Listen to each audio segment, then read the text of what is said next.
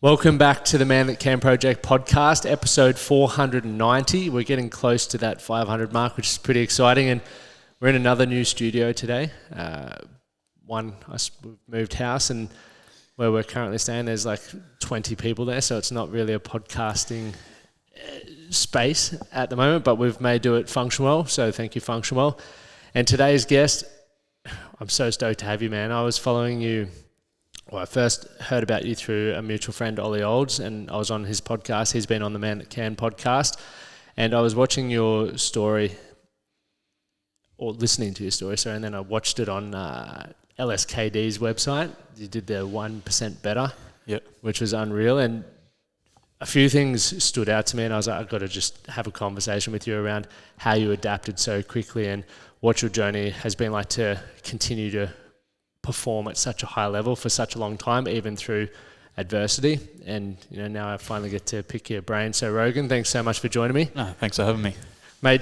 Rather than me sort of butchering an intro, even though as I said, I've gone through all your Instagram, I've read articles, I've listened to podcasts about you, I've got a bucket load of notes. Give the audience a bit of a rundown on who you are and where you are at in your life currently. Name's Rogan Dean. I was born in New Zealand, grew up in Mackay, sort of did all my schooling, played rugby league from a very young age. I think I started when I was about 6-7 years old. Played all my juniors for the Serena Crocs up in Serena, and then I moved to Townsville straight out of school. Spent a couple of years at the Cowboys in their under-20s program. After that, I sort of finished up when I was 20, sort of didn't get a first grade contract, so I moved down to Brisbane to continue sort of playing in the Queensland Cup. So I think I spent a season at Wynnum and then a few years at North and then eventually out to Ipswich. Yep. And then, in 2020, the COVID season, the season got cut short, and in that time I was aiming to get into doing a few triathlons and an Ironman, so I was doing a lot of running, cycling, and then, one afternoon I was just going for a ride with one of my mates on our motorbikes and got hit by a car about 5 minutes from home, which resulted in me having to have my left foot amputated. From there, I sort of went through all the recovery process, and then eventually my partner got me into CrossFit, sort of needing... Just roped into the community. Needing something to fill that void of not being able to play footy anymore. I needed something to still be able to push myself, still like sort of give you motivation to train, stuff to train towards, rather than just training for the sake of it. And then, I fell in love with it immediately. Last year I was lucky enough to qualify for the CrossFit Games, and in the lower extremity division, and I went over to America and ended up finishing second in the world there. Mate, wow, that's pretty insane. For you telling that story now, like, how does it feel to see? I know you just gave us the quick rundown, but how does that make you feel knowing what you've achieved even post-accident? Not 100% satisfied yet. I think being so close to winning it, it's definitely sort of made me hungrier to go back again this year and try and go that one better. But definitely the whole journey itself has been unreal, and I've been lucky enough to still have those opportunities and all the support around me, which definitely helped. Yeah, I was going to say, I assume that the goal is to win it this year, and you've been giving it your all to that. How's you've recently become a dad as well, so how have you, and we'll backtrack to certain things, but how have you managed with the still hunger and drive and desire to be number one, to be that 1% better while being a dad and a husband? How do you sort of balance that? It's challenging at times. The training schedule is definitely a lot harder now because, like, my partner, she still likes to train as much as she can as well. So we are having to have rosters about who's watching the baby while the other trains. Yeah. But we still manage to make it work. And if anything, it's sort of it definitely, having that baby now and my fiance, we've got our own little family. It's just it even adds to the hunger because I want to make them proud now as well. Yeah, nice. And do you feel as well like part of your journey as well? Because as I mentioned, one of the reasons why I really wanted to have a conversation with you was how you adapted. Like, I was reading an article about you on NRL.com And it was like, while you were still in hospital, you're like, I'm going to run the New York Marathon or Boston Marathon. I can't remember which marathon. You're in bed. I don't know whether you'd had the surgery yet or were about to have the surgery, but like, all right, let's start training for the marathon. How did you shift so quickly and not, I guess, sit in that poor me sort of mindset, which I'm sure definitely happened, but how did you move through that? A lot of it came down to the support I had around me at the time as well. Definitely helped. Because there was definitely some hard days in the beginning and sort of a few dark moments, and obviously being so active and sort of my whole life revolved around sort of health and fitness, and then having that accident and having like to me like your immediate thoughts are like you've just had all that taken away from you, and I suppose you have like a little bit of an identity crisis, like what am I going to do now when this was all I ever did. I was lucky enough to have a beautiful support base around me. Like I had a beautiful family, friends, and a lot of things, like little things they told me, like that just stuck with me. Like one of my best mates, the one who was with me the day of the accident, he said to me one day, he said like there's no, like you're still that same person. Like you've still, like yes, you've had an accident, and you've like had your foot amputated, but you're still the same person. You've still got that same mindset, that same drive. Like you're sort of like your future still like is like open to whatever you want to do with that mindset and drive. Like you're still able to do whatever it is you want to do. So that was definitely like bits like that definitely sort of stuck with me and helped me sort of develop that mindset to overcome it and not sort of dwell on it and pull me. It just proves how important mindset is though as well, and environment a lot of people take for granted or maybe aren't even aware of how influential the people you spend time with can be. So you having that support network, even your best mate saying that I can't imagine many people saying that, because most people really wouldn't necessarily know what to say because we haven't been through what you've been through, for example, and it's hard to tell people how they should or shouldn't feel, right? But for your mate to deliver that is quite an uplifting thing. And you had a thing in the articles where it's like your whole goal throughout your athletic career has always been to be the best you physically can be, and that goal never changed even after the accident. So to have that mindset right through talks to me or made me feel inspired, because I was thinking, what would my life be? Because I'm very similar to you, my whole life's sport and health and fitness, and if I were to have my leg taken away, I always thought, man, life wouldn't be worth living. And then I heard your story and I was like, I didn't even think about, or the initial thoughts that I originally had didn't exist. You've opened for me personally, and I'm sure for thousands of people, this whole new way to appreciate what you can do with your life if the right mindset is attached to adversity. So I appreciate you doing that, mate. It's been very inspiring. So when we look at the identity, obviously you had that based around wanting to be an athlete and nothing's changed. So where do you see yourself going over the next couple of years as an athlete? As an athlete, I think I've still got maybe 3 or 4 more years at like trying to be at the most competitive level I can be. Obviously having the young baby now, that's sort of definitely taken up a big chunk of my life, and I want to be present and be the best father I can be. So chasing sort of athletic goals can't always sort of take priority. But definitely over the next couple of years, I think I'll definitely try and make the most of the next few years to try and achieve as much as I physically can. Yeah, it's interesting when you think about that. There's always going to be, everything has a life cycle essentially. As athletes, most footy players are retiring, say anywhere from 30 to 35, and then there's a life after that. So for me, it's always been, I'm running a marathon tomorrow, and people are like, why are you doing that? It's not even an actual marathon, you're just running. I'm like, well, I don't know when I won't be able to do these things, so while I can, I'm going to maximize it. And then you talk about family and other things that sort of make you have to sort of shift your priorities, which is an interesting thing to sort of deal with. Bringing that back to the adaptation. COVID was a tough time for people. This happened to you in COVID. People wouldn't have been able to visit you as much because of what hospitals were like and stuff? So I think it was the first 3 or 4 days of being in hospital that like I had heaps of visitors, all my friends, family, everyone coming in, and that was a good thing because that was like, I had a rule sort of right from the start that anyone who wants to come and see me, you can't be sad. You have to be happy in there. I don't want people coming in, dwelling on it, feeling sorry for me. If you're coming to visit me, that's good, but be happy.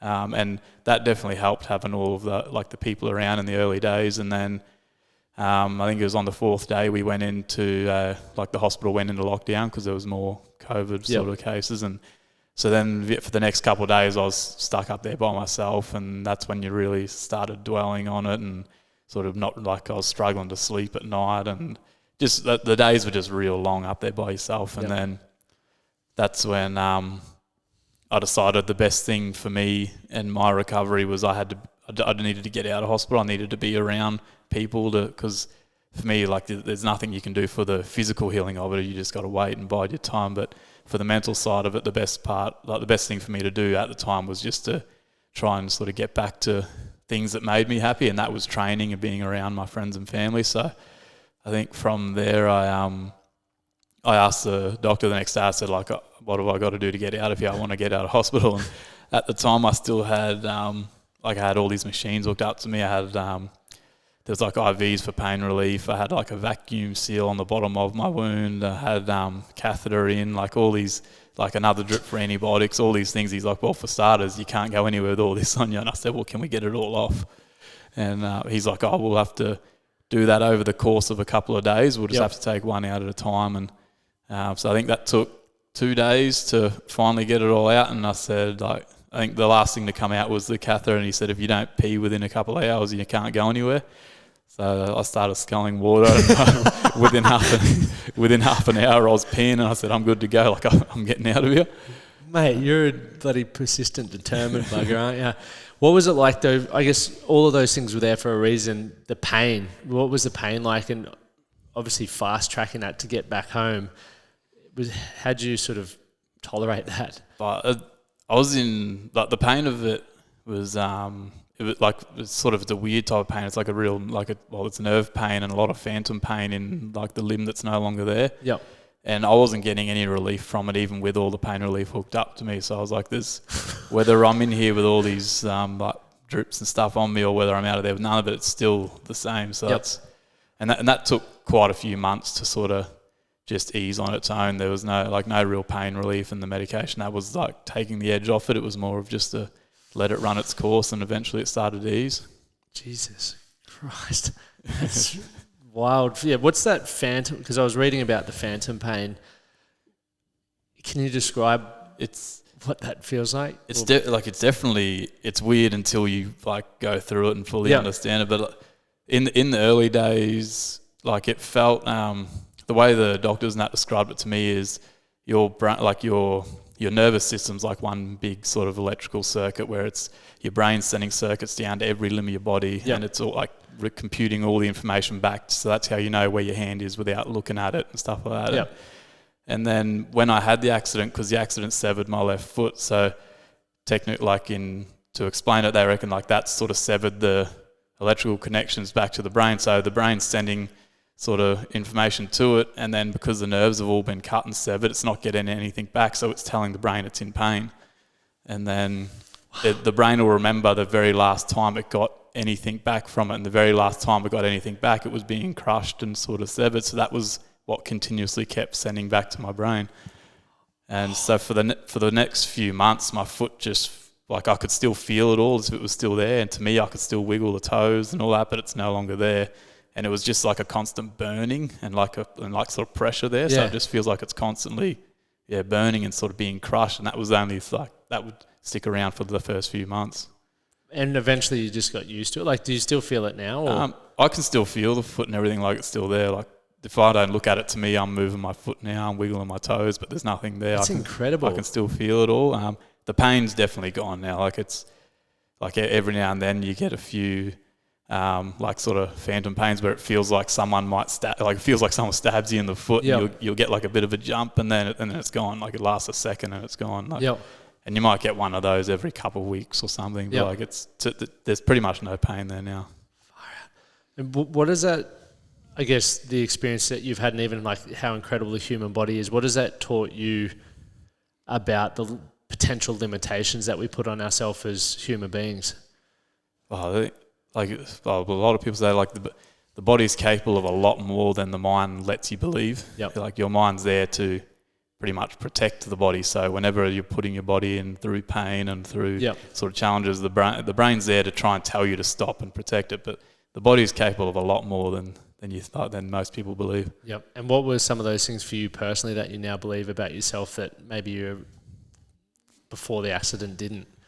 I don't know. I've kind of always had that attitude even before the accident. Like where I've always known, I've always enjoyed challenging myself and pushing my limits, and I've always had a good understanding that the body is capable of a lot more. I ran a marathon one year off next to no training. You're a savage, bro. I was about 102 kilos. I was like way too heavy to be a marathon runner. But my whole goal going into that was just don't stop running for the entire time. And I knew I hadn't done enough training and stuff, but I knew that in my mind I'm not going to let myself stop running because I know I'm capable of doing it. It's just going to be a struggle, but you're going to do it. Give me some advice because I'm doing that tomorrow. What in, I guess, mindset-wise, at what point did you start hurting, and then for how long after it were you in pain for, if you were in pain? Oh, I was in a bad way after it. The first 20 Ks, I got through it. I was breezing through it, and I was thinking to myself, this is actually not as bad as I thought it was going to be. And it wasn't until about 25 Ks I started getting just little cramps in my calves, but I went into it well underprepared too, so I didn't know anything about nutrition throughout it and sort of all that stuff. I had some running gels and stuff with me on a little running belt, but to me going into it, I thought, I'll wait until I'm starting to struggle, then I'll have them, which is the wrong thing to do. You're supposed to have them right from the start and you stay on top of it before you start to struggle. But so I started to get some little cramps in my calves at around 25 Ks. By 30 Ks, they'd kind of moved into my quads and into my glutes. So every time I'd go up a hill, my glutes would start cramping. And every time I go down a hill, my quads are cramping. And and that was a struggle till about probably 36, 37 Ks. And then it starts to sink in that you're nearly there. So you get that final push. You get that push where you know you're there, you know you're not stopping. Yeah, for those who are listening to this, not watching on YouTube, you're a decent sized bloke. You got some muscle on. So to be able to run a marathon at 102 kilos is phenomenal. Diving back to the time, obviously in isolation in hospital, but even I guess the first couple of months out before you got back being active, what was probably the most challenging emotional thing you had to go through? Probably not knowing that I'm not going to be able to play footy at a competitive level. That was definitely a challenging sort of point because sort of up until then footy had been all of my athletic career had always been towards rugby league, and I'd only just come back I took 2 years off, which because I sort of had fallen out of love with the sport, and I'd came back and I'd played for Ipswich Jets in 2019, and that was one of the best seasons I'd played throughout all my career, and I'd found that love for the sport again, and I was motivated again, enjoying my footy in a really good space, and then this happened in 2020. So it was challenging because of the timing of the whole thing. I just sort of found my love for it again, and then to have it taken away 12 months later was definitely a hard part. And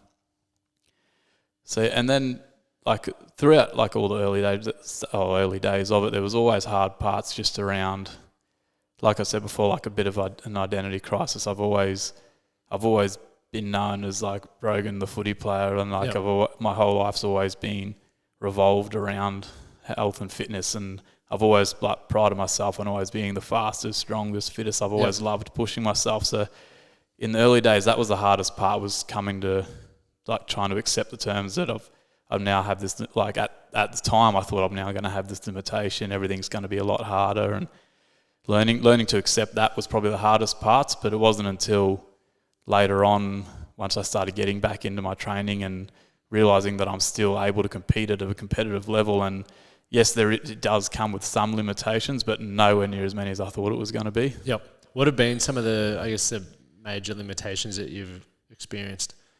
Mobility is probably the biggest one. That's like with a lot of like Olympic lifting and stuff like that. It's a lot. Not having any ankle mobility definitely hinders you a little bit. But in saying that, through changing techniques and adapting a bit of a wider stance, there's things you can do to help get around it. It did take a little while to build a bit of strength back up in it, and a lot of that was just trial and error of different techniques. Like I'm still like not anywhere near where my previous PBs were, but I'm not far off them, which is a good thing. I saw you doing a 125 kilo thruster. Dude, when I saw you doing that, I was like, I can't do that. No chance. That would bury me. My spine would be like, so just strong. I think for that workout, I think I ended up with a 130 kilo thruster, and it did. Like, my back is still sore from it. Oh, dude, that is insane. But it's cool that you obviously can adapt and move with all of that sort of stuff there as well. I wanted to sort of dive more about any of the fears or anything like that you've... do you have any fears that you're thinking about for the future with obviously the injury or limitations or anything like that, or pretty... I wouldn't say fears. I definitely in the next couple of years I want to make sure that I have given everything I physically can. I don't like. I'll always continue to train and sort of be into health and fitness for the rest of my life. That's just the person I am. But in terms of training at and competing at an elite level, I'll only do that for a couple more years, and I don't want to. I suppose I would have a fear of getting through that next couple of years and then calling it quits, and then thinking maybe I could have done more or should have done more. I want to make sure that when I do finally decide to step away from like competitive level, where I'm satisfied with what I've put into it. Yep. I think from the type of person I'm hearing you are with the drive and ambition, you're going to just directly shift that into something else. Do you have any idea of what that might be for you? Have you thought about that? Like I said, I'll continue to train forever, but I do want to set, like there'll be other goals I set once I'm done sort of competing, where I want to, like I said, I still want to get into triathlons. I want to do an Ironman. That my times, like I'm never going to be competitive at it. I'm like a terrible swimmer, but that just, like I'll set goals like that where it challenges me and I still get that sense of accomplishment when I've done it. I don't have to be trying to be the best in the world at it, but for me, finishing, like if I was to finish an Ironman, that's I'll be happy with that accomplishment. I don't have to win it. I'm happy I got through it. Yep. And have you had any doubters along the way, like since you especially with the CrossFit Games and everything like that? Are there people that have sort of, because I think it was in the LSKD video, you mentioned something about people's doubt around your ability to get back to where you were, be a main contributor to you working so hard? Yeah, a lot of it's just like the general perception of like people with prosthetics and adaptive athletes, and that a lot of people will look at, like, say for instance, they'll see someone with one leg training and they'll go, oh, like it's really cool, he's still doing it, that's cool. But like a lot of us are still capable of being competitive at a very high level, even with a prosthetic leg. And I think that's definitely been one of my driving factors is, like, I still compete in like fully able comps and stuff like that, and I'm quite competitive, and I can still beat 90% of people, like sort of like that I go up against, and that's sick. Like that's a big driving factor in me, is to prove that it's not like it. Like I have a prosthetic now, but I'm still able to compete at a very high level, and I'm still a very athletic person. And there's a lot of other people out there with prosthetics and stuff that are at the same level where they're still very competitive athletes, and it's kind of a lot of that just trying to move away from you're doing a really good job training with one leg, to being like, holy shit, like there's people out there with one leg that are like absolutely killing people out there in competitions. They're still athletic. Never actually thought about the stigma or even like the social perception around all of that sort of stuff. So that's interesting to think about. And obviously for someone who's played semi-professional, professional level sport prior, that would, if that was me, that would piss me off like in a while, because as we said before, you 130 kilo thruster, that would absolutely bury me, and it would absolutely bury 99% of people. That would have been one of the heaviest thrusters going around, right? Well, a lot of the, like your top sort of Oceania sort of games athletes and that was all the same weight a lot of them were putting up. Like, so to me it was like just good to see that I'm still putting up a decent competitive weight. Like, there's other workouts where they've blown me away, but in some instances, like I'm still sort of up there with the top guys. What was the games like going over there, the whole experience and everything like that? The whole experience was unreal. Just to be part of an event where you've got all of the fittest people in the world all competing was pretty special to be a part of. I'm definitely looking forward to going back again this year, coming in a lot more prepared this time. Hopefully the nerves are a lot more settled. I know what to expect. I've sort of picked up a lot of learnings along the way, but overall it was an awesome experience. What is one of the, I guess, the main things that you're doing differently for this season as opposed to last? I'll get over there a bit earlier this time. Last year I went over 3 days early, thinking that would be enough. 3 days, thinking it'd be enough to sort of get my sleep back into a bit of a routine, but it wasn't enough. Like the night before the games, I'm still waking up at 2 a.m. because my body clock's all out of whack, which didn't help. So this year I'll go over a lot earlier. So you can get over the jet lag. I'll get a few training sessions in, sort of start, get back in the rhythm before we have to compete. Nutrition's a big thing. I'll probably go in a little bit lighter this year. What are you weighing at the moment? I'm about 95, 96 kilos now. I probably want to get to about 94 before I head over there. Last year I was sort of anywhere between, I think I was about 98 kilos last year. I went in a bit too heavy. So this year that's probably the two biggest things. Get my nutrition sorted. Obviously, just keep training, training at high intensity. But get over there and get all my sleep and food and recovery sorted, and come in a bit lighter and a bit sort of more prepared. No, it's exciting, mate. I look forward to following along, and mate, seeing you on top of the podium will be unreal. I've got one last question for you, and normally I'd ask it how would you, a piece of encouragement or advice you'd love to give to the audience, but obviously as a new dad as well, you're now you're always a role model, but a role model for someone you've co-created. Through the example of your actions, what do you hope to instill in your young boy? Probably the biggest thing is obviously hard work and sort of dedication. I'd love to instill that into my son. So no matter what it is you want in life, if you work hard, you'll get it. But also only worry about the things you can control, because there'll be thousands of things that are going to happen throughout your life that you can't control. But the way you sort of attack and go after the things you can control will determine the overall sort of where you end up. So that's probably the biggest thing. Yeah, that's awesome. And where can people find you and follow you on socials? You can just find me on Instagram at Rogan Dean _. And if you want to follow the journey, that's where I'll be posting a bit of stuff. Yeah, awesome. Mate, I truly appreciate you giving up time on Saturday, especially with family and obviously in the middle of training towards the games as well. It's been awesome to pick your brain and hear about the experience that you've gone on. But, mate, your mindset is the resilience that you have, the way that you can just pivot and what seems so seamlessly. I'm sure, as we've sort of touched on, there are the tough times, but you tend to focus more on what's available to you by telling people when they come to the hospital, don't come in unless you're bringing in a good attitude. That, for me, highlights some very important things that a lot of people can take away and start implementing in their own life to, have a great outlook and achieve some amazing things. So thank you very much for coming on. Oh, thanks for having me. Cheers, brother. Yes. Guys, we've just jumped back on because once we hung up the headset, I was like, Rogan, where do you reckon all your resilience was instilled from? And then you just delivered this incredibly insightful piece about obviously family and everything like that. But I guess we'll hit that question again. Where do you feel that resilience came from and was developed? Like I touched on it, it's definitely, I think it was instilled in me from a very young age from my parents. I probably didn't realise it until I was a bit older.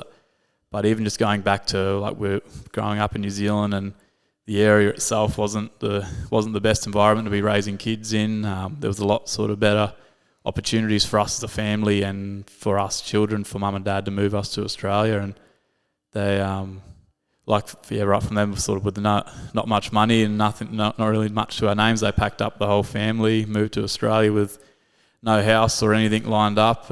We had a family of 6 living in a caravan park until mum and dad sort of found their feet, started working, sort of through hard work, got a house, moved us into a house, sort of, and all of that was just to give our family and us children the best opportunity that they possibly can. And my parents have always been extremely hard workers, and they've always instilled that into us children. And one thing mum and dad always, they were always very persistent with me, is you have to be, they said, you got to get into sports. You need stuff that's challenging you, stuff to sort of work towards. And then they always said, if you start something, you have to finish it. So no matter how hard it is, you can't go into something half-assed and quit midway through. So if you start it, you finish it. And that's always stuck with me. And they've sort of been a good example of no matter what sort of situation you're in, you can always better it through hard work. And having that sort of you're not allowed to quit attitude has definitely transferred into other aspects of my life, where I always go into everything giving it 110% until I'm finished. I have to see everything through. A lot of people could definitely take that lesson. I've read in so many articles and so many podcasts and this is once again from people who are running successful podcasts or running blogs, where they're the ability for people to succeed now, if you have a degree of resilience and perseverance, because most people quit too soon. They might hit a roadblock or have that initial moment where they walk into some adversity and they just quit, or something else takes their focus. They might go, 1 week I'm playing footy, next week I'm playing soccer, and they never allow themselves to build momentum to develop the skills to be successful. Yeah. And that's obviously what's continuing to allow you to thrive in the way that you did. I had one other question, obviously from football or rugby league and CrossFit, completely different skill sets. How the hell did you learn gymnastics and all of that sort of stuff so quickly? Definitely a lot of fails along the way, but I've always had a very good foundation of sort of strength and fitness and that through rugby league, and I've always done a lot of extra training outside of rugby league in sort of strength and fitness. So coming to CrossFit, I had a good foundation to start with. So I already had the strength and endurance. So a lot of it was just technique work, and that came through just being persistent and just. I'd pick one skill, especially the gymnastics. I'd just pick one skill, and even right from the very start, it was how do I do a kipping pull up, and how do I do a kipping chest to bar, and I could do muscle ups and stuff, but they were strict muscle ups, and I'd do 10 and I'd be dead. When it's you need to be able to do 40, 50 of them in a CrossFit workout. So I just started by picking one skill, and after every single training session, I'd spend 10 minutes just drilling that one drill until I could complete that movement. And then I'm all right, now I've got that, I'll pick the next one. And that's still even happening now.